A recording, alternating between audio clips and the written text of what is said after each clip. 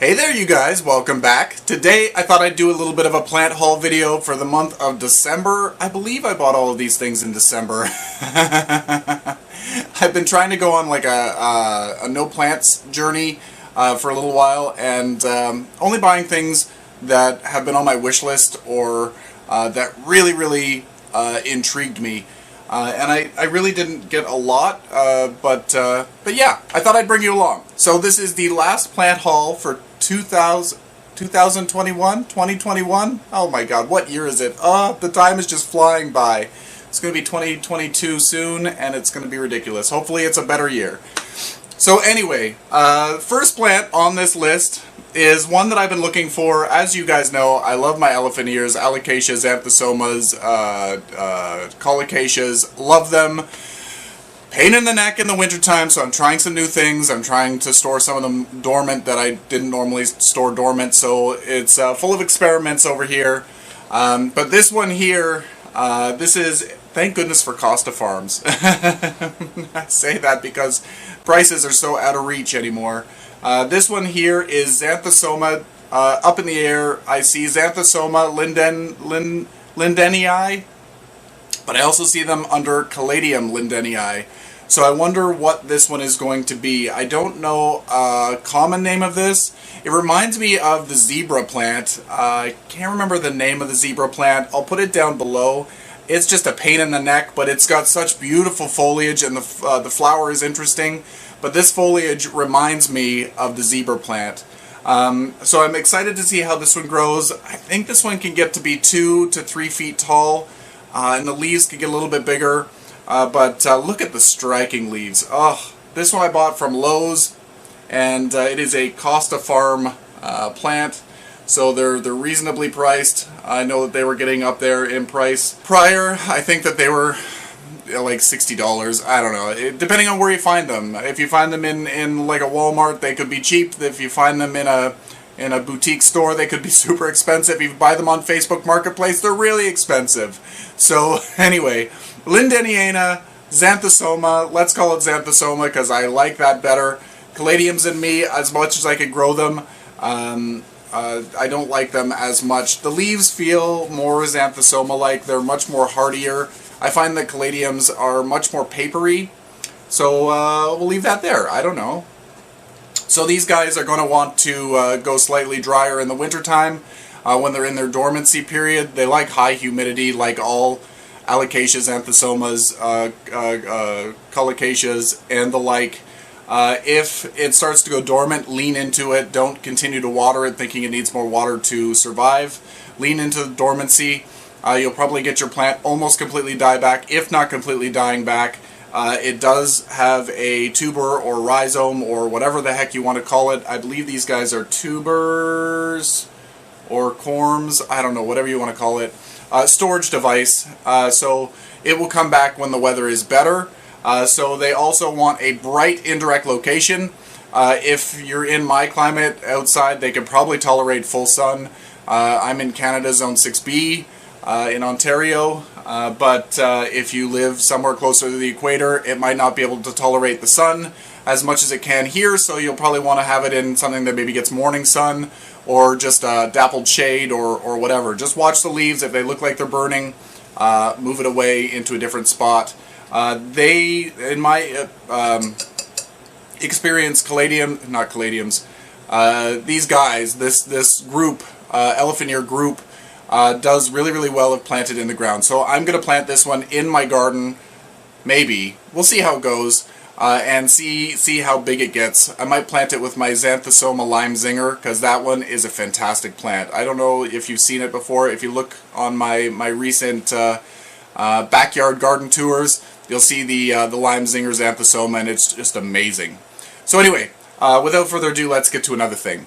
Let me just put this on my table here. Let's go to something a little bit more common. This is a, what is it, Epipeminum aureum silver queen? Silver queen? I think it's silver queen. the silver queen Pothos. And I bought this one because I have another aureum that, I got a dead leaf on here. Got an Orium, and it's mostly green with little bits of yellowy variegation, and I wanted to get something that was a little bit more contrasty. So I bought this one. This one was at Canadian Tire, just a local hardware store here in Canada. Hardware store that sells everything except for groceries. No groceries. So anyway, it was random to see it, but I bought a few things here, and I'll let you know. But these ones were $4.99, so I thought, well, that's a great price. So I bought a couple of things, mostly doubled up on things, so that I can make a bigger pot in the springtime, so it makes a fuller plant. So I'm going to be planting this on a moss pole like I did with my other golden pothos. I want to have kind of a little bit of a contrast between the greenish and then the really, really striking white variegation. I was going to put them up the same pole. I thought that would be kind of fun, but I think I'm going to do a separate pole for this one, and maybe in the summertime I'll give them really, really good light. My bathroom only gets morning sun, and I have a window covering. It's not a curtain, but it's like the rice paper stuff to just so people can't see in, but I can have the window open. I don't want to worry about curtains or blinds in the bathroom. So it does cut down the light a lot more. So I might put them in a nicer window in the summertime to let them charge up, and then put them in the bathroom over the winter time. So anyway, we'll see how that goes, and just want to share that with you. So golden pothos, I think it's silver queen. Let me know if you think it's something else in the list below. Another one here from Canadian Tire. We'll just do the Canadian Tire ones quickly. This one looks like it's trying to adjust to my conditions, and I'm getting some yellow leaves, which is really par for the course for these things. So this one is another one that's up in the air. This is either a Alocasia Hilo Beauty or a Caladium Hilo Beauty. So this one, I could probably see this one in the Caladium group. I love the camo on it. The leaves are just so cool. And this guy could get to be about 3 feet tall, and the leaves about 16 inches, I believe. Correct me if I'm wrong. So I wanted to get another one of these. Mine is starting to go dormant that I had previously, so it's looking a little sad. Yeah, it is what it is. In the springtime, I'll plant it outside, and I will group them together in the same pot, and hopefully they will do beautifully. Actually, I might plant these ones in the ground. I want to see how they do. I want them to get big. So again, like with the Xanthesoma lindenii, they like higher humidity. Spider mite magnets. The lindenii seems like it hasn't gotten anything. It's whatever, it's good. These ones are quite new, so they don't have anything yet. Yet. It's always a battle. If they start to go dormant, lean into it. Cut back the watering significantly. Watering when the soil is almost completely dry. They don't need to stay 100% dry. Just let them dry down so you don't rot them out. And then when they're ready to wake back up, they will do so. And yeah, outside when it's growing in the full sun or the part shade, and it's growing actively, they like to be more on the moist side. They don't like to dry out so much. So that is Hilo Beauty. Next one, again, yeah, $4.99. I can't go wrong for $4.99. And the last one from Canadian Tire was the Black Velvet Alocasia. Oh, what is this one? Reginula or something? I don't know. Black Velvet. Let's just go with that.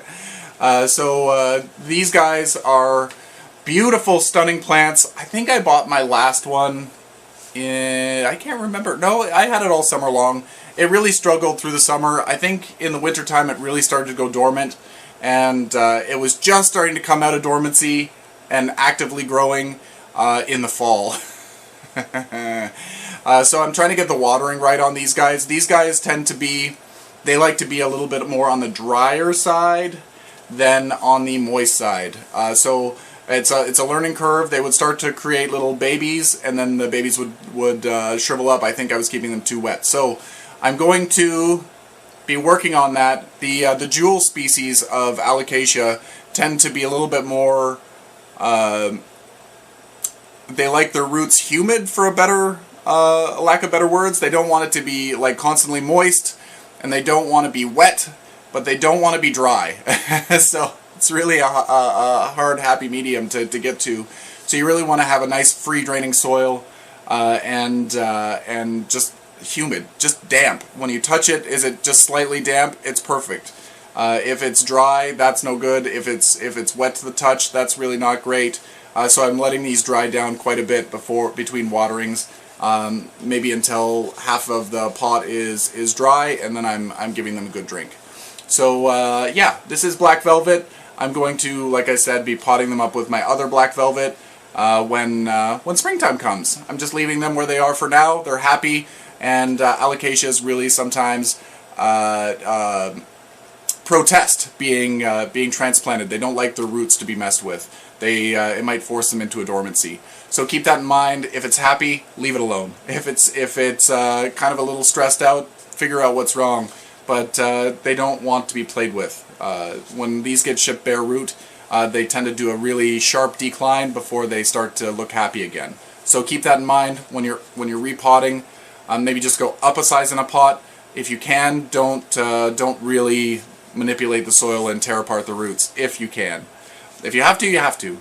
But just know that it'll probably go dormant. But they are bulbs or corms or whatever you want to call them, storage devices in the soil. So as long as those are still firm, you're good to go. They will regrow.